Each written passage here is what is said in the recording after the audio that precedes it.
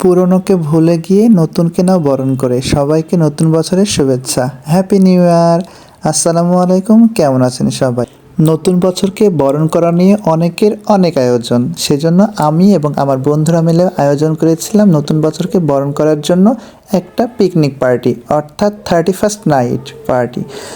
আর পার্টিটা আয়োজন করেছিলাম আমার বাসার ছাদে। পার্টি বললে ভুল হবে, পিকনিক অর্থাৎ বনভোজন।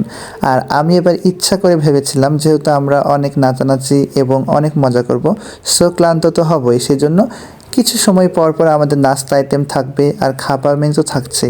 হ্যাঁ, খাবার মেনু কী কী থাকছে আমি আপনাদের একবার বলে দিই। সেটা হচ্ছে গরুর মাংস, রোস্ট, পোলাও, সাদা ভাত, মাছ ভাজা, সরষে ইলিশ সহ ডিম তো থাকবেই, কমন খাবার, সাথে থাকবে বেগুন ভাজা। এটা তো না হলে চলবেই না, বিষয়টা হচ্ছে এরকম। তাছাড়াও থাকবে আপেল, বিস্কিট এবং মুড়ি চানাচুর মাখা। আমরা অনেক নাচানাচি করেছিলাম, নাচানাচি করতে করতে যখন ক্লান্ত হয়ে গেছি তখন নিয়ে চলে এসেছি মুড়ি মাখানো। তারপরে কিছুক্ষণ পরে আবার বিস্কুট, তারপরে আবার আপেল। আর একদিকে রান্না হচ্ছে ছাদের পরে, আরেকদিকে ভাবে বক্সে গানের তালে তালে নাচানাচি হচ্ছে। যখন বাজে ঠিক রাত 12টা, শুরু হয়ে গেল হ্যাপি নিউ ইয়ার, অর্থাৎ নতুন বছরকে বরণ করে নেওয়া। আমরা কেক কেটে নতুন বছরকে বরণ করেছি, তারপরে কিন্তু আমরা রাতের খাবারটা খেয়েছি।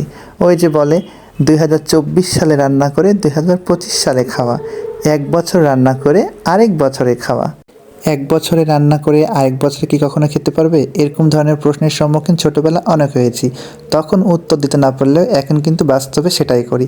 তো এই হচ্ছে আজকের ভিডিও। আর হ্যাঁ, আমরা কিন্তু প্রচুর মজা করেছি, সাথে কিন্তু বনফুলের অর্থাৎ বেলি ফুলের দই মিষ্টি তো থাকছেই, আর 7 আপ তো আছেই।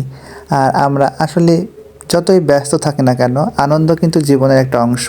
আপনি অনেক পারিবারিক কারণে হোক, ব্যক্তিগত জীবন নিয়ে হোক, টেনশন থাকেন, তারপরেও কিন্তু ভালো থাকার চেষ্টা করতে হবে। আমরা চারিপাশের মানুষকে ভালো রাখতে হবে, নিজে কষ্টে থাকলেও অন্যকে বুঝতে দেওয়া যাবে না। আর ওই যে বললাম 2024-এ যে ভুলগুলো করেছি, যে ভুল মানুষের সাথে পরিচয়, সেগুলো আমাদেরকে সংস্কার করতে হবে, নিজেকে আত্মশুদ্ধি করতে হবে, সমাজের ভালো কাজ করতে হবে, ভালো কাজে মানুষকে উৎসাহ দিতে হবে, খারাপ কাজকে ত্যাগ করতে হবে। পাপীকে নয়, পাপকে ঘৃণা করতে হবে। আমাদের মধ্যে থেকে যারা খারাপ তাদেরকে আমরা অ্যাভয়েড করে ভালোগুলোকে অ্যাকসেপ্ট করব। আসলে নীতি কথা অনেক বললাম, তারপরেও কিন্তু আমাদের পিকনিকটা হলে আমাদের একটা বন্ধু অসুস্থ ছিল, সে জয়েন করতে পারেনি, তার জন্য সবাই দোয়া করবেন। এবং এই পিকনিকে কিন্তু অনেকজনাই আমাদের অংশগ্রহণ করতে পারেনি, আমরা তাদের মিস করেছি, তারপরেও যথেষ্ট চেষ্টা করেছি আনন্দ করার। আজকের ভিডিও এই পর্যন্ত, সবাই ভালো থাকবেন, আল্লাহ হাফেজ।